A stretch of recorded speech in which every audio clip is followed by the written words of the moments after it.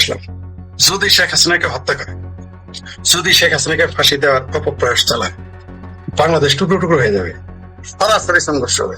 শেখ হাসিনাকে হত্যা করার অপপ্রয়াস চালানো হয়, বাংলাদেশ টিকবে না। শেখ হাসিনার জীবনের নিরাপত্তা যদি না থাকে, শেখ হাসিনার যদি কিছু হয়, তাহলে যদি শেখ হাসিনার কিছু ঘটে যায়, সেনাবাহিনী বা মৌলবাদী শক্তি, অন্য কোনো অপশক্তি যদি কোনো কিছু ঘটায়, বাংলাদেশ কয়েক টুকরা হয়ে যাবে, কেউ ঠেকাইতে পারবে না বাংলাদেশ সর্বমুক্ত। এটা 75 সালে ভারত তার সেনাবাহিনী পাঠিয়ে দেবে। কারণ ভারতের সাথে যে এগ্রিমেন্ট আছে, সেই এগ্রিমেন্ট বলে যে ভারতের স্বাধীনতার বিরুদ্ধে, ভারতের সার্বভৌমত্বের বিরুদ্ধে যদি কোনো হুমকিমূলক কিছু বাংলাদেশের ভূমিতে ঘটে, সে যে কোনো সময় তার সেনা প্রকাশ করতে পারে। চুক্তি আছে, এখনো বলবৎ আছে, সে ঢুকে পড়বে। একটু চিন্তা করবে যে ভারত এত কাঁচা খেল খেলে না, কারণ কূটনৈতিক চাল দিয়ে দিয়েছে। ভারত দেখেছেন চুপচাপ, ভারত কোনো কথা বলে নাই এতদিন, চুপচাপ শুরু। শেখ হাসিনা বলে দিয়েছে ডিসেম্বরে আসবেন, গেম একটা গেম। অর্থাৎ এই 6 মাস, অর্থাৎ এই August, July, August, September, October, November, এই 5 মাস বাংলাদেশের রাজনীতি গরম, কোনো বিনিয়োগ হবে না। এবং আমিও চাই তিনি এই সড়ক পথে আসুক। মনে করছে মানুষ দেখুক, তিনি ঢাকা আসতে আসতে দেশে বিপ্লব হয়ে যাবে। তবে এই তাজুলের যেদিন বাংলাদেশের আদালতের ফাঁসি রায় দিবে, সেদিন তারা আমরা মেনুলা পড়াবো না, আমরা সোজা তো সাপাটের দড়িটা বানাবো, আর ওই জাল্লাদের খুব তাড়াতাড়ি ঝোলা। অবশ্য সেই সুযোগ নাও পাইতে পারি আমরা, মানে জল্লাদ নাও পাইতে পারে, কারণ বাংলাদেশের জনগণ এই ক্যানভাসার তাজুলকে, ল্যাংটা পরি বিক্রেতা তাজুলকে পেটে পাড়া দিয়ে গুবের করে ফেলতে পারে পাবলিক।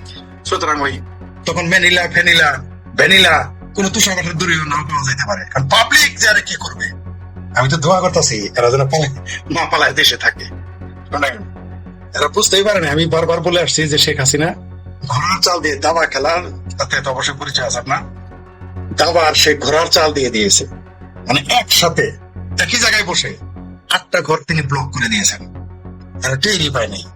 এরা বুঝতেই পারে না। এরা যখন বললো যে শেখ হাসিনার নাম বাংলাদেশের পত্রিকায় ছাপতে দিবে না, তখন সারা দুনিয়া শেখ হাসিনার নাম প্রচার হওয়া শুরু হয়ে গেছে। এই গেম এরা বুঝেই নাই।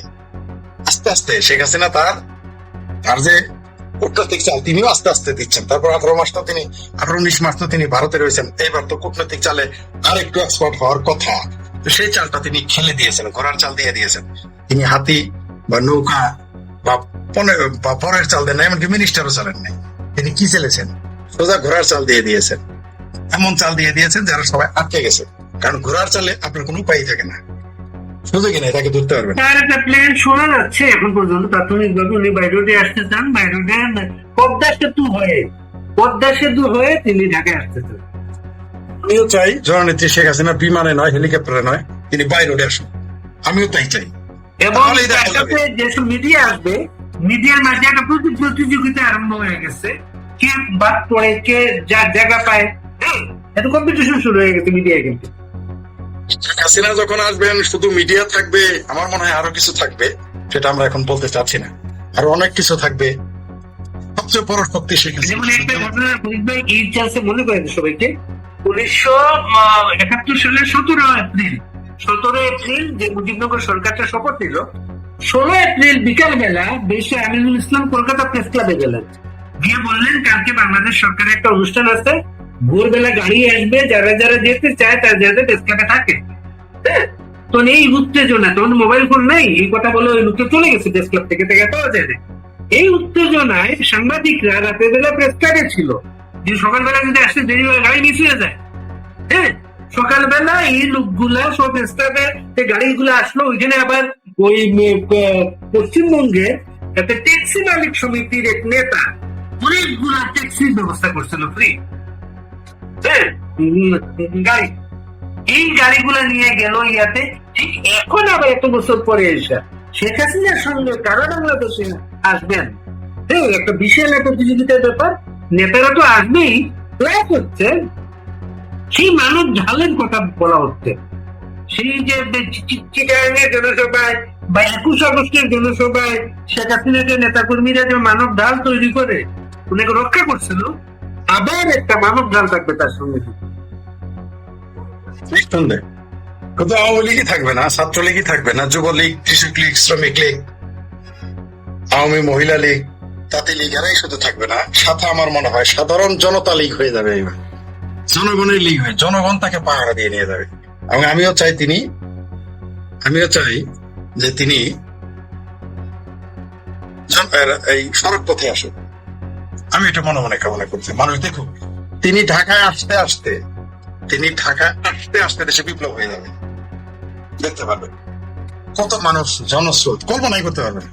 আর আমার ভাবির পোলা দেশ সরকারের প্রতিক্রিয়া একটা স্পষ্ট, সরকার ভীষণ বিব্রত। উনি এখন আসার চেষ্টা করতেছে কেন? উনি এখানে থাকুক। এতদিন তো চাপা মারছে, শেখ হাসিনাকে ধরে আনবে, ফাঁসি দিবে, হ্যান করেন ত্যান করেন। হুম। এখন তো বারাবাতে ছাই দিয়ে দিছে, তিনি বলছে আমি আসতেছি, তোরা ফাঁসি ধরে দিয়ে দিল। এখন তো শেখ হাসিনা উল্টা বলে ফেলছে যে আমি আসতেছি, তোরা থাক। ঠিক আছে, তাই এখন আর তারা হতভম্ব হয়েছে, তারা তো বুঝতে পারে নাই। আপনি লিখেছেন ধুরন্ধর 3, তো আপনাকে অভিনেতা হিসেবে দেখতে চাই। আমি আমাকে প্রস্তাব দেওয়া হয়েছে ভাবির পোলা, একজন বলছে সিরিয়া টিভি সিরিয়াল করবে, নাম থাকবে ভাবির পোলা শিরোনাম, প্রস্তাব দিয়ে দিয়েছে অলরেডি। আরেকজন বলছে ভাবির পোলা সিনেমা বানাবে, ভাবির পোলা নামে সিনেমা বানাবে, কেন্দ্রীয় চরিত্রে আমাকে রাখবে বলেছে। দেখি দেখা যাক কি হয় সামনে। তবে এটা সত্য, হয়তো অত বড় অভিনেতা না, ধুরন্ধর 3 তো প্রশ্নই আসে না, তবে অভিনয়ে আসতে চাইনি, এখন আসতে হবে বা আমাকে নিয়ে আসবে। কোন নিশ্চিত থাকেন, টিভি সিরিয়ালেও দেখবেন, সিনেমাতেও দেখবেন, বাংলাদেশের কোনো সন্দেহ নেই। প্রস্তাব অলরেডি দেওয়া হয়ে গেছে, একটা ভালো কথা। দেখি তাদের কাছে অ্যাডভান্স চাই, এখন দেখি কি হয়, যে 10% আগে অ্যাডভান্স দিয়ে রাখেন। ভাই কি হয় দেখাতে থাকেন, ভারতে তো কাটা খেলা করে না। ঠিক বলেছে, ভারত এত কাঁচা খেল খেলে না, কারণ তার কূটনৈতিক চাল দিয়ে দিয়েছে। ভারত দেখেছেন চুপচাপ, ভারত কোনো কথা বলে নাই এতদিন, চুপচাপ শুধু ঠিক আছে না বলে দিয়েছে ডিসেম্বরে আসবেন, গেম একটা গেম। অর্থাৎ এই 6 মাস, অর্থাৎ এই July, August, September, October, November, এই 5 মাস বাংলাদেশের রাজনীতি গরম। কোনো বিনিয়োগ হবে না, 5 পয়সার বিনিয়োগ হবে না। কোনো পাগলে এই দেশে এমনিও বিনিয়োগ করে না, আরো বিনিয়োগ করবে না। মানে দেশের অর্থনীতি 5 বছর কোথায় চলে যাবে? শেখ হাসিনা আসলে কোন সাহসে আসতে চেয়েছেন, এটা একটা প্রশ্ন আসতে পারে। যে তিনি জানেন তিনি তাকে গুলি করা হতে পারে, তিনি জানেন তাকে মেরে ফেলা হতে পারে, তিনি জানেন তাকে ধরে নিয়ে ফাঁসি দিতে পারে, ইত্যাদি ইত্যাদি, বা দেশে একটা সংঘর্ষ হতে, তারপর কেন বলেছেন? কারণ তিনি জানেন যে জনগণ তার সাথে আছে, তিনি জনগণের শক্তিতে বলিয়ান হয়ে আসছে। তিনি শুধুমাত্র, আবারও বলি, জননেত্রী শেখ হাসিনা কিন্তু শুধুমাত্র আওয়ামী লীগের নেতা আর ওই আওয়ামী লীগের কর্মীর ভরসায় কিন্তু আসতেছেন। তিনি আওয়ামী লীগের সমর্থক এবং জনগণের সমর্থন, আওয়ামী লীগের বাইরে সেই সাহস নিয়ে তিনি আসতেছেন। তিনি জানেন যে বাংলাদেশের যে এই অবস্থা এখন, এই অবস্থায় বাংলাদেশের অর্থনীতি যে অবস্থায় আছে, সারা দেশের মানুষ চাইতেছে এখন শেখ হাসিনা আসুক। ইভেন আমি বারবার বলে আসতেছি যে এই মুহূর্তে জামাত বিএনপির 25% মানুষ শেখ হাসিনাকে স্বাগত জানাতে যাবে। তিনি যখন যশোর থেকে বেনাপোল হয়ে যান আসা শুরু করবেন, রাস্তাঘাটে দেখবেন জামাত বিএনপির লোক দাঁড়ায় থাকবে সংবর্ধনা জানানোর জন্য। কারণ কি? কারণ যে এই দেশের যে অর্থনৈতিক পরিস্থিতি ভালো না। কারণ আপনার সাথে আমার যত খাতিরই থাকুক, আপনি দেশের প্রধানমন্ত্রী হইলেন, কিন্তু আমার পেটে ভাত থাকলো না, ভাই আমি তো সমর্থন করবো না। আপনি দেখলেন আমি দেশের মন্ত্রী হইলাম, কিন্তু ওই জেলার মানুষ ভাত পায় না, আপনি তো আমাকে সমর্থন করবেন না। এটাই স্বাভাবিক, এটাই স্বাভাবিক। আমাদের বাংলাদেশে এখন যে অবস্থা চলতেছে, এই মুহূর্তে জননেত্রী শেখ হাসিনা তো বটেই, একটা আওয়ামী লীগের বড় নেতা 4-5 জনের ঘোষণা দিল দেশে বিপ্লব হয়ে যেতে। সেই জায়গায় নিজে শেখ হাসিনা নিজে ঘোষণা দিয়েছেন। ভাই এগুলো ফালতু কথা, ফাত্রামি কথা বললেন না। বাংলাদেশকে ভারতের অখণ্ড অংশ বানিয়েছে, ভারতে তো পাগল হয়নি। ভারত, আচ্ছা কোন সুস্থ মানুষ, কোন মানুষ নিজের বিছানায় সাপ, বিচ্ছু, পোকামাকড়, কাঁকড়া নিয়ে ঘুরবে না। তেমনি বাংলাদেশকে ভারত নিবে না, এত পাগল হয় নাই ভারত। ভারত যদি পাগল হইতো অখণ্ড ভারত বানাইতে গিয়ে, তাহলে ভারত 71 সালে নিয়ে নিত। ভারতের পাগলা কোথায় কামড়ায় নাই যে বাংলাদেশের এই 15 কোটি মানুষের মধ্যে 14 কোটি ভারত বিরোধীর সাথে পীড়িত করতে গিয়ে সে বিপদে পড়বে। এত পাগল হয় নাই, এত পাগল হয় নাই। কোনোদিনই নেবে না। ভারতের জনগণই মিছিল করবে যে বাংলাদেশের লোকজন বাংলাদেশ নিও না, তারা জানে যে এটা নেওয়া মানে বিপদ হয়ে যাবে। জি, আসলে একটু আর্লি এগুলো বলা, কি হবে, কিভাবে আসবে না আসবে, কিন্তু প্রতিক্রিয়া গুলো দেখার মতো। তাদের যে ভয় যে ধরে গেছে, এইটা কিন্তু স্পষ্ট। সেইটা তারা মিডিয়াতে বলতেছে এটা যাতে নিউজ না করে, তারা বলতেছে উনি আসবেন না, স্ট্যান্ডবাজি করতেছে, তারা কিন্তু নানাভাবে বলতেছে। আবার তাকে যারা চিনে, তিনি এত ভাবনা, তিনি যেটা বলেন সেটা কিন্তু করেন। তিনি তো করবেনই। আরেকটা জিনিস বলি, যেটা আমি একটু আগে একটা ছেলে বলে আসলাম, যদি শেখ হাসিনাকে হত্যা করে, যদি শেখ হাসিনাকে ফাঁসি দেওয়ার অপপ্রয়াস চালায়, বাংলাদেশ টুকরো টুকরো হয়ে যাবে। 1975 সালের মতো ছাত্রলীগ, আওয়ামী লীগ, যুবলীগ, কৃষক লীগ, স্বেচ্ছাসেবক লীগ এরা বসে থাকবে না, বসে থাকবেই না। এখন প্রশ্ন আসতে পারে বঙ্গবন্ধুর সাথে শেখ হাসিনা কি বড় নেতা? না, তা না। প্রেক্ষাপটই আলাদা। 1975-এর প্রেক্ষাপট নেই, কারণ আওয়ামী লীগের লোকজন জানে শেখ হাসিনার কিছু হয়ে গেলে তাহলে তারা আবার 21 বছর অপেক্ষা করতে তারা পারবে না, তাই তারা মাঠে নেমে যাবে, সরাসরি সংঘর্ষ হবে। আর বাংলাদেশ টুকরো টুকরো হয়ে যাবে, একটা খ্রিস্টান রাষ্ট্র হয়ে যাবে আর একটা হিন্দু রাষ্ট্র হয়ে যাবে। যদি শেখ হাসিনাকে হত্যা করার অপপ্রয়াস চালানো হয়, বাংলাদেশ টিকবে না। শেখ হাসিনার জীবনের নিরাপত্তা যদি না থাকে, শেখ হাসিনার যদি কিছু হয়, ধরুন যদি শেখ হাসিনার কিছু ঘটে যায়, সেনাবাহিনী বা মৌলবাদী শক্তি অন্য কোনো অপশক্তি যদি কোনো কিছু ঘটায়, বাংলাদেশ কয়েক টুকরা হয়ে যাবে, কেউ ঠেকাইতে পারবে না বাংলাদেশ সার্বভৌমত্ব। এটা 75 সালে ভারত তার সেনাবাহিনী পাঠিয়ে দিবে, কারণ ভারতের সাথে যে এগ্রিমেন্ট আছে সেই এগ্রিমেন্ট বলে যে ভারতের স্বাধীনতার বিরুদ্ধে, ভারতের সার্বভৌমত্বের বিরুদ্ধে যদি কোনো হুমকিমূলক কিছু বাংলাদেশের ভূমিতে ঘটে, সে যে কোনো সময় তার সেনা প্রবেশ করাতে পারে। চুক্তি আছে, এখনো বলবৎ আছে, সে ঢুকে পড়বে, একটু চিন্তা করবে না, এই ঝুঁকি নিবে না, একটু সেই ভুল করবে না ভারত। 75-এর মতো ভুল আর ভারত করবে যদি করে। ধরেন জননেত্রী শেখ হাসিনা কিছু হয়ে গেল, ভারত নীরব থাকলো, সবচেয়ে বেশি খেসারত দিতে হবে ভারতকে, সবচেয়ে বেশি খেসারত দিতে হবে। কারণ এই দেশে জঙ্গিবাদ, মৌলবাদ, এই বাংলাদেশে যে কোটি কোটি জঙ্গিবাদী মৌলবাদী আছে, ভারতের জন্য বিস্ফোরক হয়ে যাবে প্রত্যেকটা। যদি ভারত এইবার 75-এর মতো যদি তারা সরাসরি তাদের অবস্থান নিতে হবে, তাই তারা তো বিপদে নিজেরা বিপদে পড়বে না, তাই ভারত এই ব্যাপারে সিদ্ধান্ত নেবে। আর আপনারা কি মনে করেন পৃথিবীর পরাশক্তিদের সাথে আলোচনা না করে শেখ হাসিনা আসতেছে? আমার তো তা মনে হয় কোনো না কোনো পরাশক্তি, সেটা একটা হইতে পারে, দুইটা হইতে পারে, তিনটা হইতে পারে, এমনকি 5টা পরাশক্তির সাথে কথা বলেই তো শেখ হাসিনা হয়তো আসতেছে। বলে এই ঘোষণা কিভাবে দেন? তিনি তো জানেন যে কোনো কিছু করতে পারে। আর যদি বিমানে আসলে, হেলিকপ্টার আসলে তাকে ল্যান্ড করতে দিবে না, এটা আমি নিশ্চিত। কিন্তু তিনি যদি রোডে আসেন, ঠেকাইতে পারবেন না আপনি। বর্ডার টর্ডার কিচ্ছু গুলো হবে না। শেখ হাসিনা যখন বেনাপোল রুট দিয়ে শুরু করবেন, আসা শুরু করবেন ওই রুটটাতে, পেট্রাপোল বেনাপোল বর্ডারে। আরে ভাই, ওই দিন পেট্রাপোল বেনাপোল বর্ডারে তো 5 লক্ষ লোক গিয়ে দাঁড়ায় থাকবে, বাংলাদেশ ভারতের সীমান্ত একাকার হয়ে যাবে।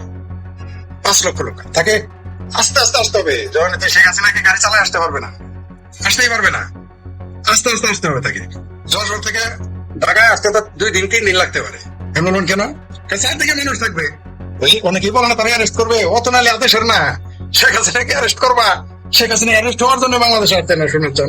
শেখ হাসিনা আত্মসমর্পণ করার জন্য বাংলাদেশে আসতেছে না, আত্মসমর্পণ করানোর জন্য শেখ হাসিনা বাংলাদেশে আসতেছে। শেখ হাসিনা জেলে যাওয়ার জন্য, ফাঁসি নেওয়ার জন্য আসেন নাই। যারা জুলাই সন্ত্রাস করছো, যারা মুক্তিযুদ্ধের চেতনাকে ধূলিসাৎ করছো, যারা 72 সংবিধান নিয়ে পাত্রামি করেছো, তাদের ফাঁসিতে ঝুলানোর জন্য, জেলে ঢুকানোর জন্য শেখ হাসিনা আসতেছে। তোমাদের কোন মামারা সেদিন খুঁজে পাবে না, সব বেড়াকে চলে যাবে বাবির বলার। যতই চাপাচাপি করো, কাজ করো, শেখ হাসিনাকে ঠেকানো কারো ক্ষমতা নেই। বললাম তো, সবচেয়ে ভালো হবে রোডে আসলে। আমার ধারণা যে যদি তিনি রোডে না এসে বিমান আসেন, তাহলে সেটা ঝুঁকিপূর্ণ মনে হয় আমার কাছে, বা আমার মনে হয় সবচেয়ে ভালো হবে রোডে আসলে। রোডে আসলে খেলা জমে যাবে। ঢাকা আসতে আসতে ঢাকা জয়, পুরো ঢাকার ওই যে তারা ওই যে ট্রেভেল পাস, সিটে নিয়ে কোনো কথাবার্তা বলতেছে না, কিন্তু আওয়ামী লীগ কিন্তু ট্রাভেল পাসের কি দরকার? শেখ হাসিনা তার নিজের দেশে আসবে, শেখ হাসিনা তার বাপের দেশে আসবে, কিসের ট্রাভেল পাস? কিছু এক সাংবাদিক, এক বোকা সাংবাদিক, এই বুদ্ধি না যে কেমনে সাংবাদিক একজন লিখছে শেখ হাসিনার তো পাসপোর্ট নাই, কেমনে আসবে? গাদা জানেই না যে কোনো ব্যক্তি যখন নিজের দেশে যেতে চায়, তাকে পাসপোর্ট ছাড়াও সে চলে আসতে পারে। আমি নিজে এসেছি, আমার এক দেশে গিয়ে পাসপোর্ট হারিয়ে গেছিলাম, আমি নিজে আসছিলাম, পাসপোর্ট ছাড়াই আসছি আমি। তোমার দেশে নিয়ে আসবে। গ্যাটিস ভিসা, ওই দেশটার নাম বলবো না, গ্যাটিস ভিসা, কারণ ওই দেশে গ্যাটিস ভিসা নিয়ে আমরা আসছি। ঠিক আছে, আমরা 8-10 জন, কারণ আমাদের পাসপোর্ট ছিল না, আমাদের গ্যাটিস ভিসা দিয়ে পাঠাই দিছে, কারণ আমাদের পাসপোর্ট নিয়ে নিছিল দালালেরা, রাস্তার মধ্যে নিয়ে নিছিল, এবং সেটা প্রুভ হয়েছে, পরে আমাদের গ্যাটিস ভিসা পাঠাইছে।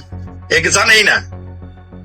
যেমন আমাদের পাসপোর্টে এমবেসিতে গিয়া $55 ফি দিয়ে নো ভিসা রিকোয়ার্ড শিল্ডে, যতদিন পাসপোর্ট ভ্যালিড থাকে ততদিন আমার বাংলাদেশে একটা ভিসা লাগে না। জানেই না, আপনার এরা এটা জানে না, এরা এটাও জানে না যে যখন শেখ হাসিনা রোডে আসা শুরু করবে, তথাকথিত ভিসা প্রক্রিয়া আমরা করলে কিছুই চলবে না, অন্য কিছুই লাগবে না। সে চেকে আসবে এখানে তোমার কাছে ভিসা দেখাইতে, ভিসা পাসপোর্ট দেখায় তোমার, নিজের ঘরের মধ্যে ঢুকে তোমার দেখায়। দেখেন না কি ঘটে বাংলাদেশে, খেলা তো জমে গেছে, খেলা জমে কি শেখ হাসিনার এক ঘটনাতে দক্ষিণ এশিয়া গরম, পুরো দক্ষিণ এশিয়া, শুধু বাংলাদেশ না। আমরা তো খবর রাখি 72 ঘন্টা হয় না, পুরো পৃথিবী গরম হয়ে যাবে। 1 সপ্তাহ যেতে দেন না, পুরো পৃথিবী গরম হয়ে যাবে। আমার ভাবির পোলারা, জামাতারা, বিএনপিরা খুব চেঁচাবে। 1 মাস মিডিয়ার অবস্থা, ইন্টারন্যাশনাল মিডিয়ার অবস্থা দেখেন। গত 2 দিন আমি যতটা জানি তিনি এত ব্যস্ত, অনেকগুলো মিডিয়ার ইন্টারভিউ চলতেছে।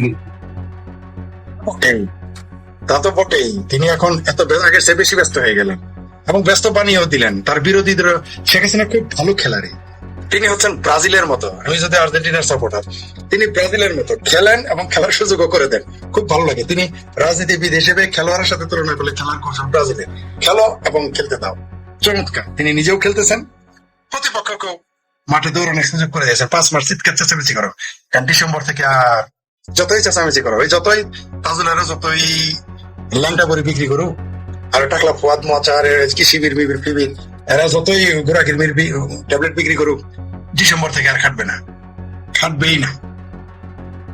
মানে তাজুল একটা কথা বলছে, শেখ হাসিনা যে কথা বলতেছে, এই যে সাহস পাচ্ছে, এই ব্যর্থতা রাষ্ট্রের। শেখ হাসিনা